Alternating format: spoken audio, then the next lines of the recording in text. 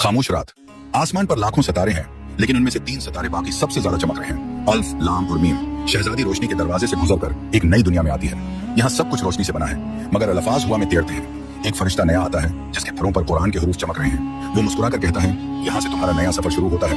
ये है अल्फ, लाम, मीम, 3 हरूफ, मगर इनमें पूरी कायनात छुपी है। शहजादी हैरान होकर पूछती है, ये हरूफ क्या मतलब रखते हैं? क्या ये कोई राज है? फरिश्ता कहता है, ये राज सिर्फ अल्लाह जानता है, लेकिन उनमें वो कोड है जो इंसान और खालिक के दरमियान रिश्ता कायम करता है। ये याद दहानी है कि तुम हर आयत को अक्ल से नहीं, दिल से समझो। ईमान की दुनिया मंतिक से नहीं, यकीन से चलती है। अचानक आसमान फटता है और शहजादी एक मंजर देखती है।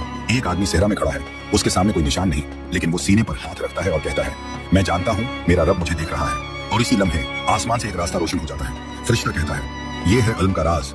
जब इंसान बगैर समझे भी यकीन रखता है, अल्लाह इसके रास्ते रोशन कर देता है। शहजादी कहती है, तो इल्म अक्ल का इम्तिहान नहीं, ईमान की कंजी है। फरिश्ता कहता है, हाँ, ये कुरान की दुनिया का दरवाजा है। जो उन 3 हरूफ पर यकीन कर ले, उसके लिए हर आयत जिंदा हो जाती है। शहजादी आसमान की तरफ देखती है और तीनों सितारे एक होकर उसके दिल में उतर जाते हैं।